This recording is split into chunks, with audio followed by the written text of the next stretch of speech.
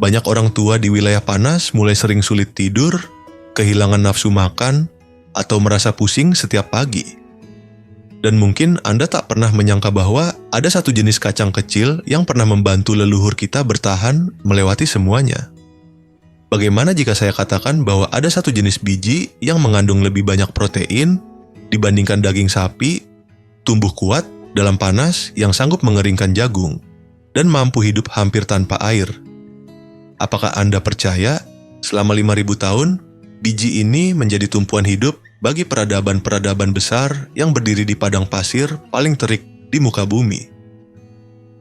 Namun, dalam waktu kurang dari 1 abad, kita menghapusnya, menggantinya dengan tanaman yang jauh lebih lemah, mengubur namanya dan membiarkannya hilang dari ladang-ladang kita. Tapi tahukah Anda, di bawah tanah, sesuatu masih menunggu kita. Ia tidak mati, ia hanya tertidur. Inilah kisah tentang tanaman yang kita singkirkan tepat sebelum kita benar-benar membutuhkannya. Selamat datang di harta alam yang terlupakan. Sebelum kita membuka lemari pengetahuan ini, jika kisah seperti ini memiliki arti bagi Anda, maka cara paling sederhana untuk menjaga kebijaksanaan ini tetap hidup adalah silakan berlangganan, aktifkan lonceng notifikasi, dan bagikan video ini kepada siapapun yang perlu mengingat apa yang pernah kita lupakan. Arsip ini terbuka di Lembah Tahawakan, Meksiko, sebuah situs arkeologi yang ditaksir berasal dari tahun 500 SM. Di dalam lubang-lubang penyimpanan kuno, para peneliti menemukan biji-biji yang masih terjaga utuh selama 2.500 tahun. Namun kisah ini dimulai jauh lebih awal dari itu. Analisis genetik tahun 2021 mengungkap, biji ini pertama kali dijinakkan 5.000 tahun lalu dalam sebuah momen luar biasa di Gurun Sonora. Masyarakat yang membudidayakannya tidak memiliki bahasa tulis, namun mereka memiliki kebijaksanaan yang kini telah hilang dari tangan kita. Di tanah di mana hidup dan mati ditentukan oleh pilihan benih pertama yang ditanam, mereka memilih kacang ini bukan gandum. Bukan karena kebiasaan, tapi karena itu soal bertahan hidup. Inilah kacang yang dikenal sebagai kacang sementara, dalam ilmu botani disebut Physalis acutapoglius.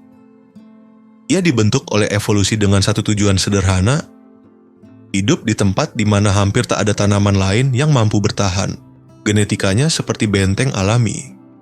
Ia menghasilkan gula asam amino khusus yang menjaga proteinnya tetap utuh, bahkan ketika suhu udara mencapai 118 derajat Fahrenheit. Saat hujan tak kunjung datang, daunnya melipat diri di siang hari untuk menghemat air, lalu membuka kembali pada malam hari. Ia mampu mengikat nitrogen langsung dari udara, memulihkan tanah yang telah mati, dan menghasilkan protein lebih tinggi per ons dibandingkan daging sapi hingga 25 gram protein dalam setiap 100 gram kacang. Masyarakat adat Maruka di wilayah kering selatan Nusantara menyebutnya tapawi. Bagi mereka, ini hanyalah sebuah kacang. Namun cerita lisan mereka menyimpan makna yang jauh lebih dalam. Mereka percaya bahwa Bima Sakti bukan tersusun dari bintang, melainkan dari butiran kacang putih tapawi yang tersebar di langit malam.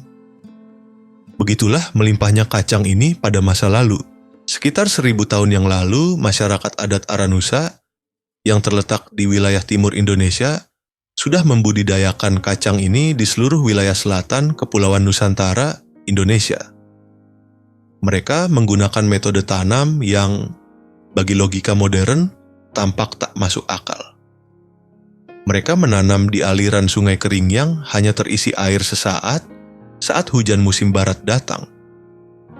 Mereka membangun struktur dari ranting dan semak untuk mengalihkan banjir kilat agar membasahi ladang. Hanya dengan 1 kali hujan, bijinya langsung tumbuh. Dan dalam waktu 60 hari, panen pun tiba. 2 kali hujan, 1 kali panen. Di daerah yang hanya menerima curah hujan sekitar 70 mm per tahun, kacang ini tetap mampu tumbuh.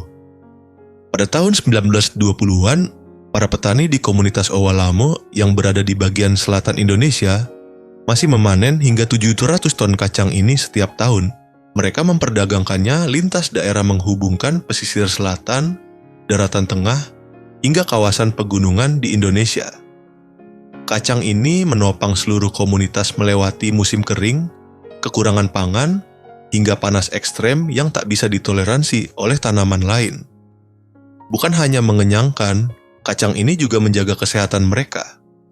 Sebelum makanan instan masuk dan merusak pola makan tradisional, masyarakat Owalamo hampir tidak pernah terdampak diabetes tipe 2. Pola makan mereka yang terdiri dari kacang ini, buah mesket, dan sayur colibut secara alami menjaga kolesterol tetap stabil dan kadar gula darah seimbang. Dan yang lebih mengejutkan, penelitian modern kemudian mengungkap sesuatu yang luar biasa. Kacang ini mengandung zat penghambat protease senyawa alami yang dapat memperlambat pertumbuhan beberapa jenis sel kanker. Ini bukan sekadar makanan, ia adalah bentuk pencegahan penyakit yang tumbuh bebas di atas pasir. Jadi, bagaimana mungkin tanaman sekuat ini bisa menghilang begitu saja? Bukan alam yang membunuhnya, yang menghapusnya adalah ideologi. Pukulan pertama datang pada abad ke-17 saat para biarawan Fransiskan asal Spanyol mulai mendirikan puluhan misi keagamaan di sepanjang Sungai Agondo wilayah yang kini menjadi bagian dari Amerika Latin. Tujuan mereka ada 3, mengubah keyakinan penduduk asli, menenangkan wilayah, dan mengambil sumber daya. Bersama misi itu, mereka membawa gandum, jelai, dan ternak dari Eropa. Para petani lokal diperintahkan untuk menanam gandum sebagai bentuk persembahan wajib kepada gereja. Sedangkan kacang sementara yang liar, mandiri, dan tidak membutuhkan campur tangan Eropa dianggap tidak layak. Dalam sistem kolonial, tidak ada tempat bagi tanaman yang tumbuh tanpa irigasi, tanpa kepemilikan, dan tanpa ketergantungan. Sebuah catatan Yesuit dari tahun 1994 menyebut kacang ini terlalu liar untuk dikendalikan. Kalimat itu menjelaskan segalanya. Sebuah tanaman yang bebas dan tidak tunduk pada kontrol dianggap sebagai ancaman terhadap tatanan kolonial. Ladang-ladang tempat kacang ini tumbuh pun diganti atau dibakar. Dan ironi paling menyakitkan, tanaman-tanaman Eropa yang mereka tanam justru gagal panen ketika musim kering panjang datang. Sementara itu, kacang sementara yang bisa saja menyelamatkan mereka telah disingkirkan. Namun seperti pohon lontar tua di tanah timur, kacang ini tidak mudah menyerah. Benih-benihnya tetap tersembunyi di dalam tanah, tertidur selama berabad-abad menunggu giliran untuk bangkit kembali. Hingga tahun 1930-an, penghapus baru muncul. Tapi kali ini, senjatanya bukan api atau agama melainkan mekanisasi. Tahun 1920-an pernah menjadi masa keemasan bagi pertanian kecil. Tapi Perang Dunia Kedua mengubah segalanya. Para petani mulai meninggalkan ladang untuk bekerja di perkebunan kapas skala besar, digerakkan oleh sistem irigasi sumur, dalam, dan gaji tetap. Lahan-lahan baru itu dijalankan oleh mesin, pemanen mekanik, traktor, dan sistem tanam tunggal berskala industri. Dan dalam sistem seperti itu, kacang sementara tak lagi punya tempat. Kacang ini membutuhkan banyak tenaga manusia karena polongnya tidak matang bersamaan. Harus dipetik satu persatu. Kalau terlalu lama menunggu, polongnya akan pecah dan biji jatuh ke tanah. Mekanisme alami untuk bertahan hidup di alam liar, tapi menjadi mimpi buruk bagi mesin. Dalam dunia pertanian modern yang dibangun atas kecepatan dan keseragaman, tanaman ini dianggap menyulitkan.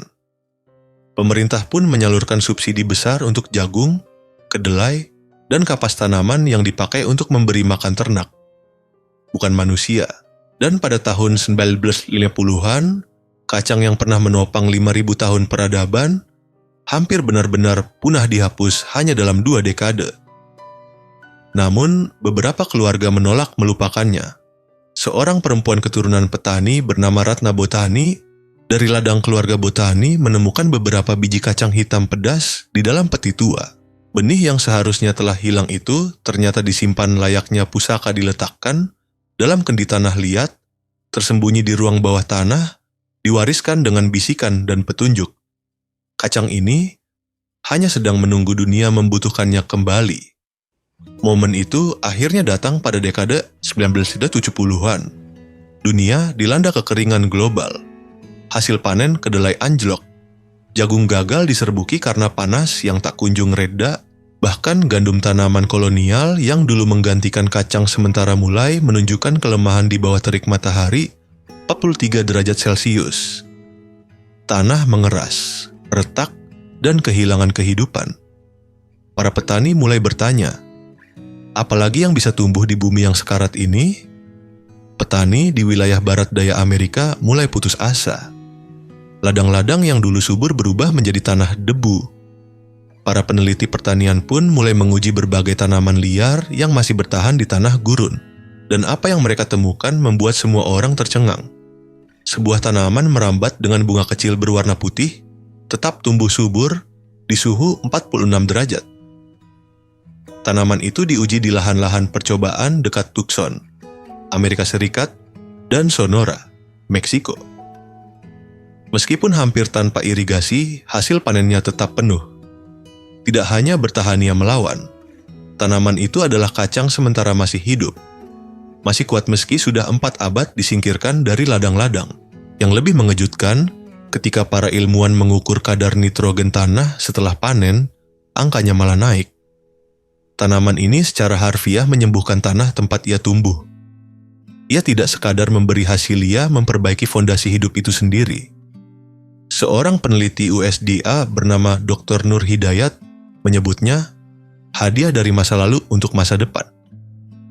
Lalu mereka membandingkannya dengan kedelai. Kacang ini mengandung 2025% protein, tahan hama secara alami, dan hanya membutuhkan sepertiga air dibanding kedelai. Tidak perlu pestisida, tidak perlu pupuk kimia. Ini bukan fosil tua, ini adalah penyintas. Dirancang oleh alam untuk bertahan di tengah ekstremnya iklim dan mungkin juga untuk menyelamatkan kita ketika kita kehabisan pilihan.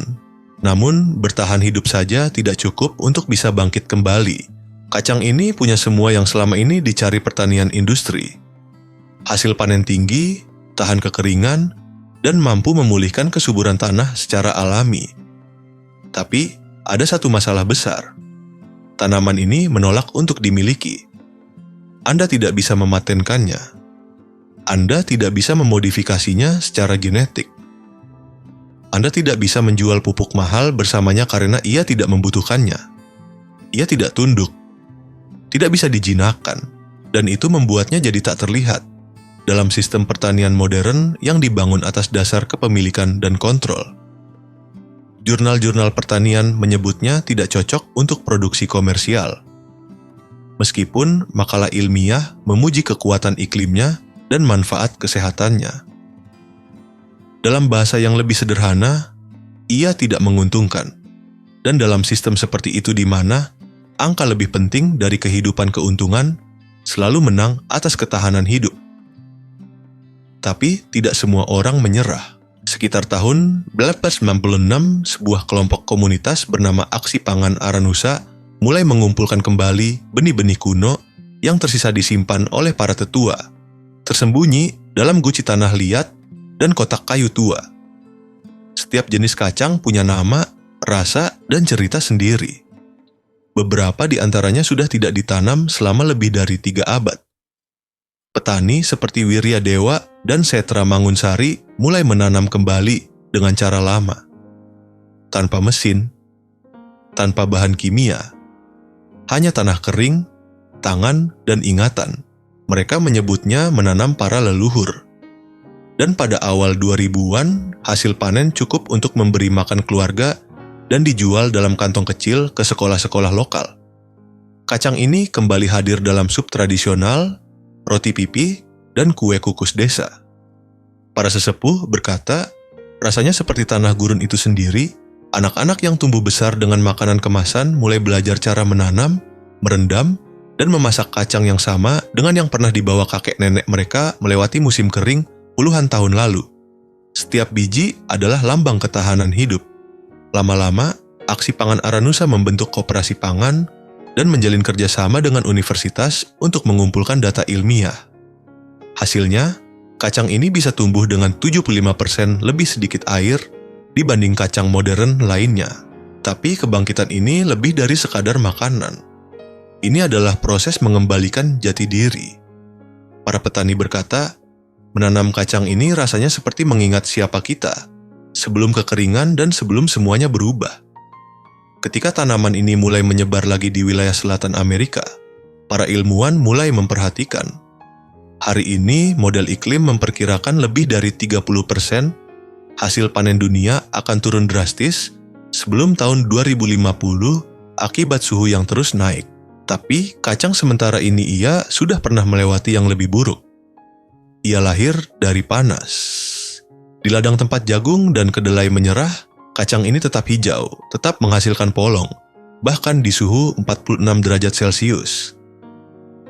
Kini, para peneliti menyebutnya tanaman penyintas Amerika. Tahun 2019, uji coba di Arizona, IAS, dan Meksiko mengonfirmasi apa yang sudah lama diketahui para petani gurun. Kacang ini hanya butuh sepertiga air dari kedelai, tapi kandungan proteinnya hampir setara.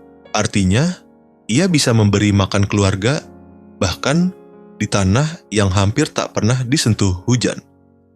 Pusat Pertanian Tropis Internasional di Kolombia sekarang sedang meneliti persilangan antara kacang ini dan varietas global lainnya untuk menanamkan ketahanan panas dan kekeringan ke sistem pangan dunia. Ilmu pengetahuan akhirnya membenarkan pengetahuan petani. Bahkan beberapa pemerintah mulai memasukkannya ke dalam program ketahanan pangan. Namun, dorongan sejati datang dari para petani adat. Bagi mereka, ini bukan sekadar tanaman. Ini adalah jembatan antara masa lalu dan masa depan bumi yang tak pasti.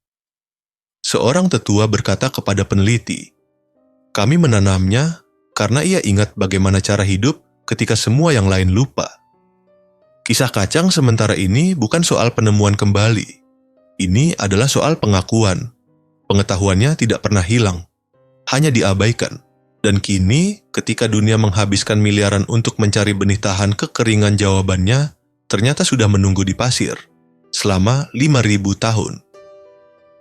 Kacang yang menyelimuti dirinya dengan kelangkaan, yang memberi makan bangsa dalam panas, yang selamat dari misi, dari mesin, dari penghapus industri, ia tak pernah berhenti memberi, ia hanya menunggu hingga kita ingat kembali.